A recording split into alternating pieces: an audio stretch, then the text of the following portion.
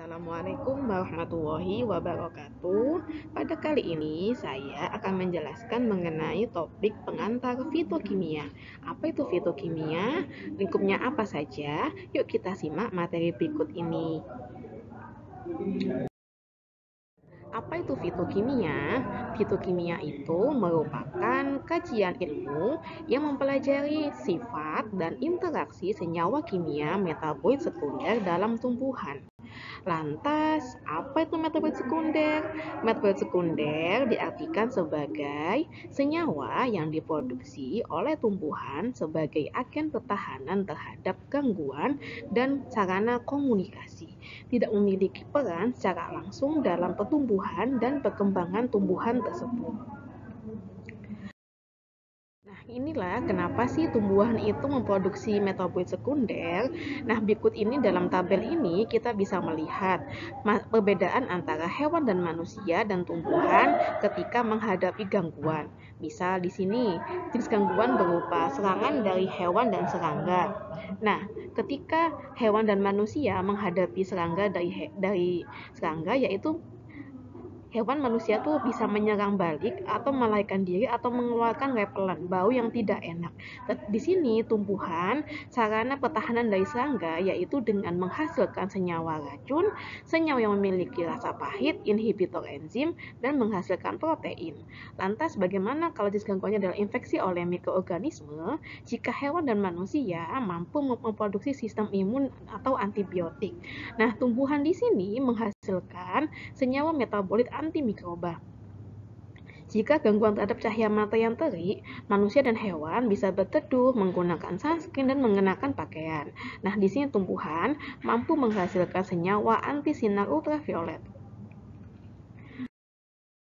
Sebelum kita membahas lebih lanjut mengenai metabolit sekunder dan metabolit primer, di sini kita perlu mereview lagi atau merefresh ingatan kita lagi tentang metabolisme. Metabolisme sudah pernah kalian dapatkan dalam mata kuliah biokimia. Metabolisme itu apa? Yaitu seluruh perubahan kimia yang terjadi dalam sel hidup yang meliputi pembentukan dan penguraian senyawa kimia. Nah, di sini dibedakan menjadi dua, metabolisme primer dan metabolisme sekunder. Apa bedanya di sini? Nah, kalau metabolisme primer dalam suatu tumbuhan meliputi seluruh jalur metabolisme yang sangat penting tentang kemampuan tumbuhan untuk mempertahankan kelangsungan hidupnya, seperti menerjemahkan kode genetik untuk menghasilkan protein, karbohidrat, dan asam amino. Sedangkan jika metabolisme sekunder itu menghasilkan sejumlah besar senyawa-senyawa khusus kurang lebih dari 200.000 senyawa yang secara fungsi tidak memiliki peranan dalam membantu pertumbuhan dan perkembangan tumbuhan, namun diperlukan oleh tumbuhan untuk bertahan dari keadaan lingkungannya. Nah, lantas apa perbedaan metabolit primer dan metabolit sekunder? Metabolit primer yaitu senyawa yang terlibat dalam jalur metabolisme, senyawa yang secara langsung terlibat dalam pertumbuhan suatu tumbuhan. Misal contoh adalah karbohidrat, protein, lemak, asam nukleat. Lantas apa itu metabolit sekunder? Yaitu senyawa yang dihasilkan dalam jalur metabolisme lain yang walaupun dibutuhkan tetapi dianggap tidak penting peranannya dalam pertumbuhan suatu tumbuhan. Misal alkaloid, fenolik, flavonoid, terpenoid, poliketida, saponin, dan lain-lain. Nah, di sini apa sih fungsinya metabolit sekunder? Pertama, dia berfungsi sebagai hormon. Kedua, berfungsi sebagai agen pewarna untuk menarik atau memberi peringatan pada spesies lainnya.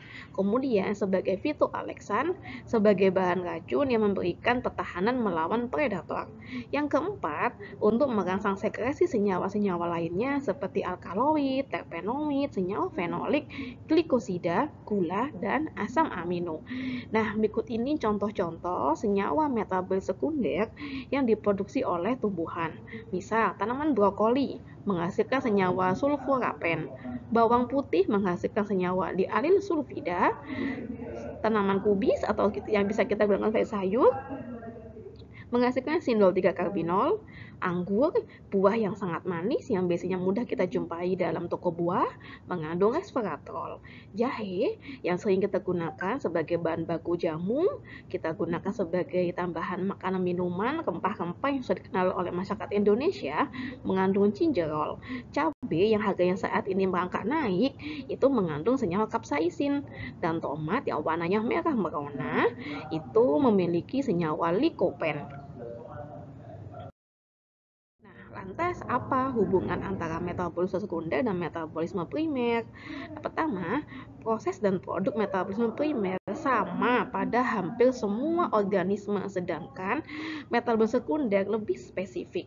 Dalam tumbuhan, metabolisme primer dibuat melalui fotosintesis, respirasi, dan lain-lain menggunakan karbon dioksida, H2O atau air, dan NH3 alias amonia sebagai bahan baku dan membentuk produk seperti glukosa, asam amino, dan asam nukleat. Sedangkan di dalam metabolisme sekunder, tahap biosintesis, substrat, dan produknya khas untuk tiap family dan spesies tumbuhan tersebut. Spesies-spesies yang dekat secara taksonomi memiliki kesamaan jenis metabolit, sedangkan spesies yang jauh secara taksonomi memiliki metabolit sekunder yang sangat berbeda. Misal contohnya di sini dari tanaman serai ada Symbopogon winterianus, itu serai wangi mengandung senyawa citronellal. Kalau tanaman Symbopogon citratus itu serai dapur, dia mengandung senyawa citral. Nah, ini yang saya sebutkan tadi yaitu tentang persamaan spesies atau sama marganya, tapi beda spesies itu kadang memiliki senyawa yang hampir mirip. Seperti contohnya ini tanaman Symbopogon winterianus atau kita kenal istilah serai wangi dengan tanaman Symbopogon citratus yang kita kenal serai dapur yang serai kita gunakan untuk masak itu ya. Nah, beda nama, beda wanginya, tentu juga beda kandungan senyawanya. Kalau yang winterianus yang serai wangi itu mengandung citronellal, kalau yang citratus yang biasanya kita untuk masak mengandung senyawa citral. Nah, langsung kita membahas mengenai jalur biosintesis. Bio yang menunjukkan bahwa reaksi berlangsung dalam organisme hidup yang berbeda dengan reaksi di dalam laboratorium. Sintesis yang menunjukkan bahwa bahan awal yang sederhana direaksikan untuk membentuk produk yang lebih besar. Jalur biosintesis itu jika diuraikan, didefinisikan adalah gambaran langkah-langkah reaksi kimia yang terjadi ketika organisme hidup menciptakan molekul kompleks baru dari prekursor yang lebih sederhana dan lebih kecil. Di sini terdapat 3 jenis jalur biosintesis metabolit sekunder. Pertama ada jalur asam asetat, kedua jalur asam sikimat, ketiga jalur asam mevalonat dan deoksisilulosa. Nah, ini jika kita lihat di sini, ini adalah prekursor-prekursor yang dibutuhkan untuk biosintesis metabolit sekunder. Ada asam pirufat yang nanti akan masuk ke asam asetat, kemudian ada asam mevalonat yang masuk ke jalur asam mevalonat, kemudian ada jalur sikimat. Nah, kalau kita amati di sini, nanti dari monosakarida atau dari glukosa yang kita cerna dari tanaman itu, dia akan menghasilkan asam pirufat. Asam pirufat menghasilkan asetil-CoA yang nanti masuk ke jalur asam asetat, kemudian membentuk asam malonat dan menghasilkan poliketida. Dari poliketida akan menghasilkan senyawa flavonoid dan aromatik lainnya. Kemudian bisa juga di sini dari asetil-CoA nanti membentuk asam amino alifatik, membentuk golongan alkaloid dan peptida. Nah, kalau melalui jalur sikimat itu juga dibentuk dari asam pirufat dan monosakarida melalui jalur asam sikimat. Nah, nanti di sini dia akan menghasilkan asam prefenat, asam aromatik dan asam sinamat. Nanti dia akan menghasilkan flavonoid dan kumarin. Nah, nanti dari asetil-CoA ini sebagai prekursor dasar dari asam pirufat, beberapa masuk juga ke jalur asam mevalonat. Nah, di sini membentuk DMPP, dimetil alil, maksudnya DAPP, dimetil alil pirofosfat, membentuk golongan senyawa terpenoid. Nah, berikut ini adalah penjelasan dari 3 jalur biosintesis metabolit sekunder dari tumbuhan. Pertama, saya membahas mengenai jalur asam asetat. Di sini prekursornya adalah asetil-CoA yang dibentuk oleh reaksi dikarboksilasi oksidatif dari jalur glikolitik produk asam pirufat. Metabolit sekunder dihasilkan apa saja, yaitu senyawa fenolik, prostaglandin, atau kita kenal istilah hormon ya, antibiotik makrolida, serta berbagai turunan asam lemak.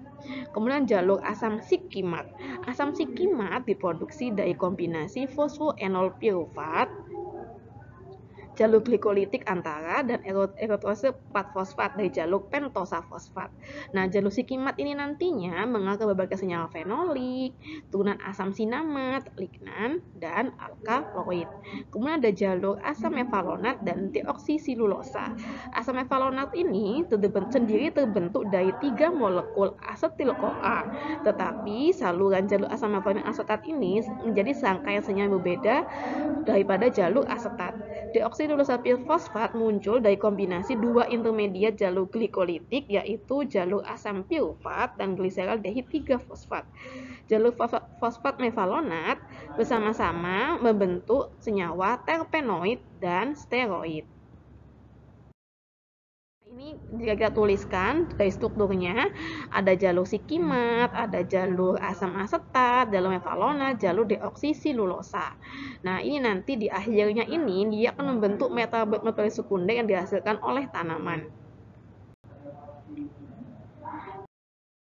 Selamat belajar.